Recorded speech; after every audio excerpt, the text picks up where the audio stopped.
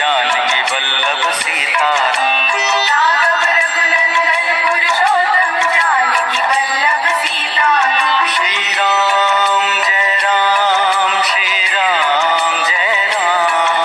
श्री राम जय राम, श्री राम जय राम।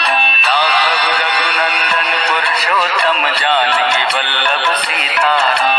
राघव रघुनंदन पुरुषोत्तम जानकी वल्लभ सीताराम। श्री राम जय राम, श्री राम जय राम। श्री राम जय राम, श्री राम जय राम। राघव रघुनंदन पुरुषोत्तम जानकी वल्लभ। आप जिन्हें स्क्रीन पर देख रहे हैं यह कृष्ण बिहारी मिश्र जी हैं, पत्रकार हैं।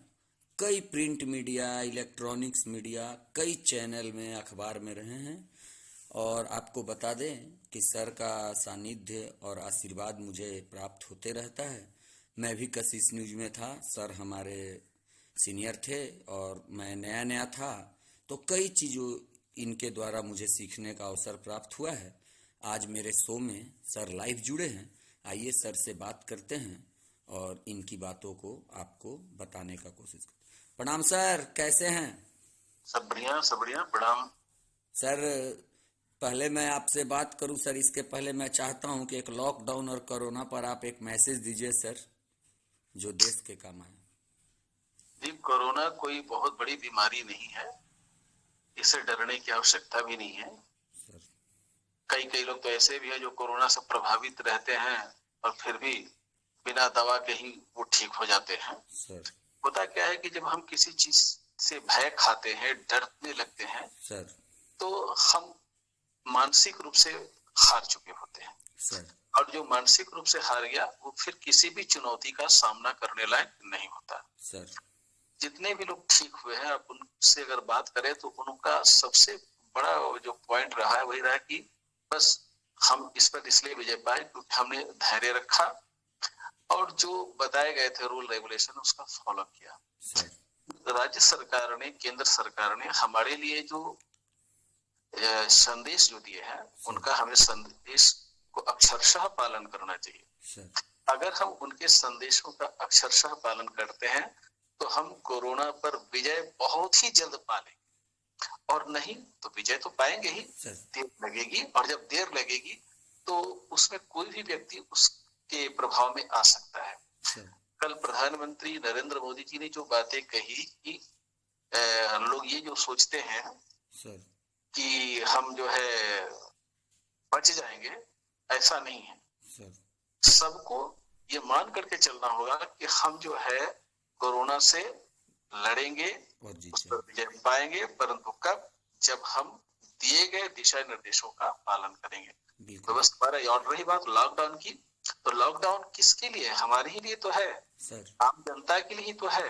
सर अगर हम आम जनता लॉकडाउन का पालन नहीं करेंगे सर तो भोगना किसको होगा, कष्ट किसको होगा? जब वो फैलेगा तो हमारे दरवाजे तक भी आएगी, बिल्कुल फिर सर शिकार होंगे। सर तो उससे बचने का सबसे सुंदर उपाय है, जब सरकार ने कह दिया है सर कि आपको खाने पीने की सुविधा, आपको दवा की सुविधा, सर आपको जो भी चीज चाहिए उसके लिए जहाँ जहाँ जो उपाय युक्त है, जहाँ जहाँ ये कोरोना का जो संक्रमण है वहां पर उन लोगों ने मोबाइल नंबर तक उपलब्ध करा दिए हैं। जी जी उसका सदुपयोग करना चाहिए। लोग सदुपयोग कर भी रहे हैं, उनकी बिल्कुल। सुविधा भी मिल रही है, कोई अधिक पैसे भी नहीं लग रहे हैं, तो फिर लॉकडाउन का उल्लंघन करना हमें नहीं लगता है कि कोई बुद्धिमानी है।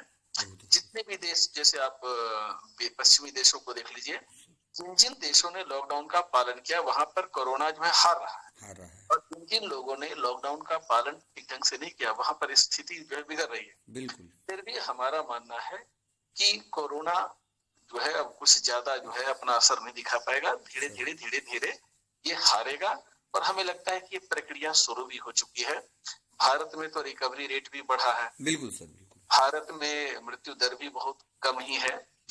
तो जो रिकवरी रेट जो धीरे धीरे बढ़ रहा है, और धीरे धीरे जो बहुत सारे ऐसे जिले थे जहां पर कोरोना का संक्रमण था परंतु जिलों की संख्या जो है बढ़ रही है, वो कोरोना मुक्त हो रहे हैं। तो यह सुखद संदेश है भारत के लिए कि हम जो है कोरोना पर विजय प्राप्त कर रहे हैं। और हमें लगता है कि आने वाले समय में बहुत जल्दी हम इस पर विजय पा लेंगे। इसमें कोई भय खाने की आवश्यकता नहीं। बिल्कुल सर। अब मैं सर आपसे थोड़ा पत्रकारिता का क्षेत्र में आपसे कुछ जानकारी लेता हूँ। सर मैं तो आप लोग को काम करते देखा हूँ और कई चीज़ें आपसे सीखा हूँ। अभी मैं आपके जो विद्रोही 24 इस ब्लॉग है आपकी, उसमें मैं आपकी कई आर्टिकल पढ़ते रहता हूँ सर, और आपका असर तो उस आर्टिकल पर से भी हो जाता है। जैसे पूर्व की सरकार, आपने 5 साल एक बहुत मैंने सकारात्मक कैंपेनिंग चलाया, जो जनता को बताने का काम किया कि कहाँ वीक पॉइंट हो रहा है और कहाँ सरकार कमजोर है। सर थोड़ा इस विषय पर सर विचार रखिए सर। पत्रकार जो होता है सर वो किसी दल विशेष का नहीं होता। बिल्कुल पत्रकार के लिए सत्ता पक्ष और विपक्ष दोनों बराबर है। सर।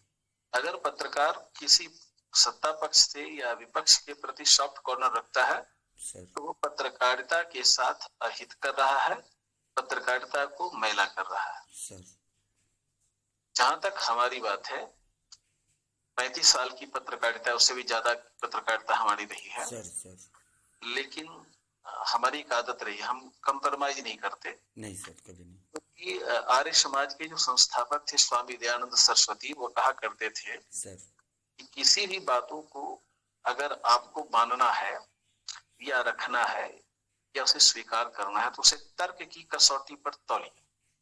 अगर आप तर्क की कसौटी पर तौल करके उसको आप स्वीकार करते हैं तो उसमें आनंद की प्राप्ति होती है। सर लेकिन जब आप समझौता करते हैं तो किसी न किसी पक्ष को जो है उसमें जो है हानि होता है, चाहे तो जो उससे जूझ रहा है वो, या जिसने जूझने पर मजबूर कर दिया वो, किसी न किसी को जो है वो जो है उसमें घाटा होता है। तो हम घाटे की बात क्यों करें?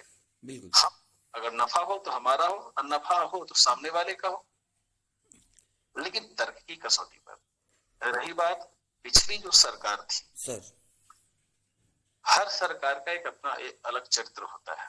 सर एक होता है वो अपने ढंग से काम करना चाहती है, सर दूसरा होता है